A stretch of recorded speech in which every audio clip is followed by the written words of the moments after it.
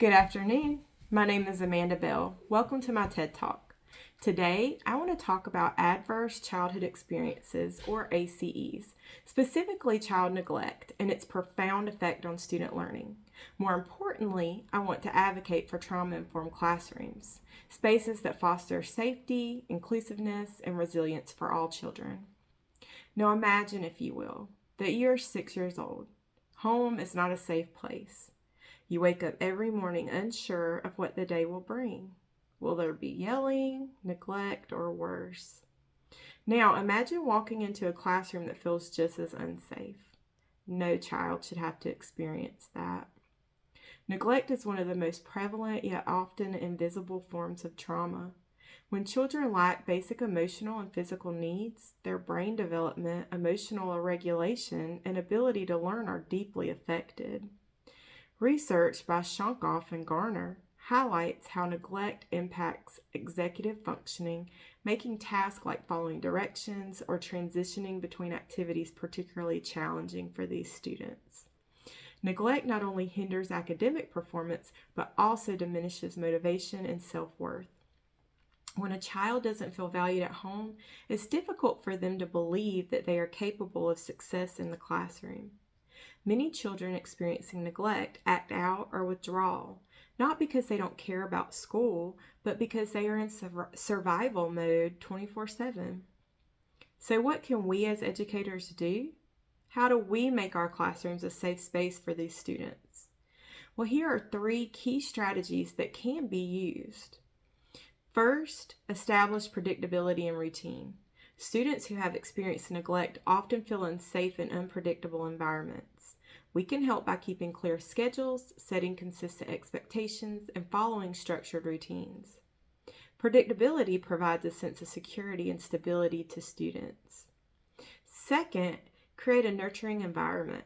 This can be as simple as greeting students by their names in the mornings, using a warm tone with them, and maintaining a calm demeanor when interacting with them.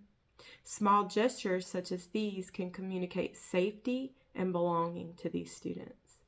Additionally, having flexible seating options or quiet spaces allows students to regulate their emotions when they feel overwhelmed. Lastly, teachers can incorporate social emotional learning into their classrooms. Teaching self-regulation and emotional expression helps students develop coping strategies that they may not have learned at home. Activities like mindfulness, exercises like journaling, and peer support groups can give students tools they need to process their emotions in a healthy way. Teachers play a critical role in bridging the relationship between home and school life. Here are 2 ways that we can support families. First, teachers should practice open and non-judgmental communication. Instead of assuming neglect stems from a lack of care, we need to seek to understand the barriers that families face and offer support rather than blame. Positive communication in family meetings can build trust and collaboration between families and the school. Second, educators can connect families with resources. Partnering with counselors, social workers, and local organizations can help families access things like food, housing, and even mental health services.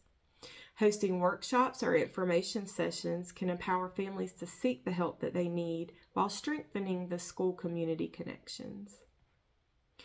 When we build trauma-informed classrooms, we are proactively creating a space where students feel valued and supported before a crisis occurs. A safe, inclusive environment allows students to focus on learning rather than survival. Research shows that schools implementing trauma-informed practices see higher student engagement, fewer disciplinary incidents, and improved academic outcomes. However, this work cannot fall solely on individual educators. Schools and policymakers must invest in trauma-informed training, professional development, and mental health resources to ensure that all educators are equipped to meet the needs of students who have experienced trauma. By advocating for systemic changes such as trauma-informed school policies and increased access to mental health services, we can create long-term solutions that support students far beyond the classroom walls.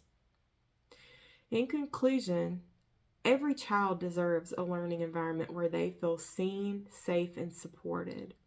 As educators, we have the power and the responsibility to create classrooms that foster healing and resilience.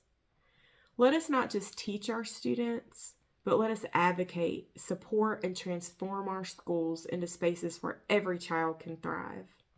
Thank you so much for your time. I hope you enjoyed this TED Talk, and I hope you learned a lot of useful information that you can use in your future classrooms. Thank you.